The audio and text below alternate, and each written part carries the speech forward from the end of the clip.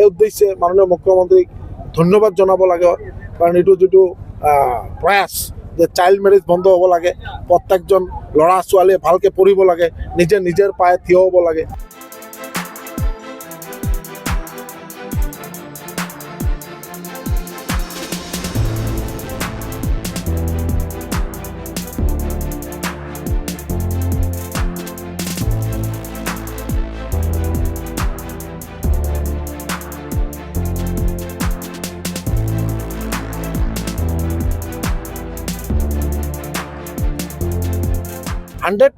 আৰু পঞ্চায়ত নিৰ্বাচন হ'ব, আৰু নিৰ্বাচনত ভাৰতীয় জনতা পাৰ্টিৰ প্ৰত্যেককেইটা এলেকাতেই ভাল ৰেজাল্ট হ'ব।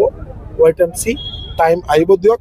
আৰু মাননীয় মুখ্যমন্ত্ৰী মহোদয়ৰ নেতৃত্বত যেনেকুৱা অসমৰ চাৰিওফালে যি এটা মানে উন্নয়নৰ যে এটা বতাহ, যেনেকুৱা প্ৰত্যেকটা ছেক্টৰ, প্ৰত্যেকটা এই কাৰণে এডুকেশ্যন হোক, আৰু প্ৰত্যেকটা ছাত্ৰ ছাত্ৰী যাতে ভালকৈ পঢ়া শুনা কৰিব পাৰে তাৰ কাৰণে যি ব্যৱস্থা, এইটো আৰু কোনো জেগাত নাই, এইটো অসমত আছে। ছাত্ৰ ছাত্ৰীৰ কাৰণে পঢ়া শুনাৰ ব্যৱস্থা যিটো লোৱা হৈছে, আৰু যাতে কোনোবা মানে অভাৱ ফিল নকৰে, একদম টেলেণ্টেড ল'ৰা তেওঁৰ যাতে পঢ়াৰ ব্যৱস্থা, গৰীব হ'লেও যাতে পঢ়াৰ ব্যৱস্থা থাকে, তাৰ কাৰণে মাননীয় মুখ্যমন্ত্ৰী মহোদয়ে যে উদ্যোগ লৈছে, আৰু চাইল্ড মেৰেজ যাতে চিৰতৰে বন্ধ হয়, এই উদ্দেশ্যে মাননীয় মুখ্যমন্ত্ৰীক ধন্যবাদ জনাব লাগে।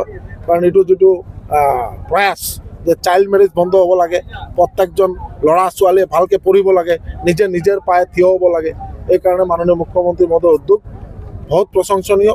আৰু পঞ্চায়ত নিৰ্বাচন আপোনালোকে কালি আজি কৈছোঁ, আজি টাইমটো লিখি ৰাখিব, গোটেই অসমত ভাৰতীয় জনতা পাৰ্টিৰ জয় জয়কাৰ হ'ব। চাওক, আমি ভেৰি নিউ, আপোনালোকে জানে যে ডিচেম্বৰ 7 মাননীয় মুখ্যমন্ত্ৰী মহোদয়ৰ আশীৰ্বাদ আৰু বিশ্বাস আমাৰ ওপৰত ৰাখিছে, আমাক মন্ত্ৰিত্ব দায়িত্ব দিছে, আৰু fishery, animal husbandry and PWD PNGS। তো আমি দায়িত্ব লোৱাৰ পিছৰ পৰাই আমি প্ৰত্যেকটা ডিপাৰ্টমেণ্ট ৰিভিউ কৰি আছোঁ, আৰু যদি এনেকুৱা যদি দখল হৈ থাকে তাতে কোনো কম্প্ৰমাইজ নাই, এইটো ইভিকশ্যন হ'ব। আৰু মাছৰ প্ৰডাকশ্যন 2030লৈকে আমাৰ মাননীয় মুখ্যমন্ত্ৰী মহোদয়ৰ যিটো টাৰ্গেট যে 7 লাখ মেট্ৰিক টন প্ৰডাকশ্যন হ'ব লাগে। অসমৰ মাছ বাহিৰৰ পৰা আহিব নালাগে, আমি অসমৰ পৰা বাহিৰত মাছ এক্সপৰ্ট কৰিম। এনেকুৱা গাখীৰ যে 2007 ভিতৰত আমি যাতে গাখীৰ উৎপাদন 10 লাখ লিটাৰ পাৰ ডে উৎপাদন কৰিব পাৰোঁ। এই এনেকুৱা যে লেয়াৰ ফাৰ্ম, যাতে এগ আমাৰ বাহিৰৰ পৰা আহিব নালাগে, আমি যাতে ইয়াত আমাৰ প্ৰডাকশ্যন হয়, তাৰ কাৰণে উদ্যোগ লোৱা হৈছে।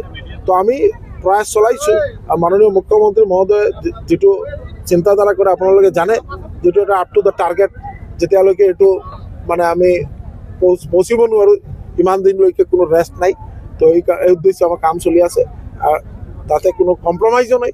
আপুনি যি কথা কৈছে, আমি লাগিলে নিজে আহি যাম, যদি কোনোবা জেগাত কোনো মানে এনক্ৰোচমেণ্ট কৰিছে, এইটো ইভিকশ্যন হ'ব।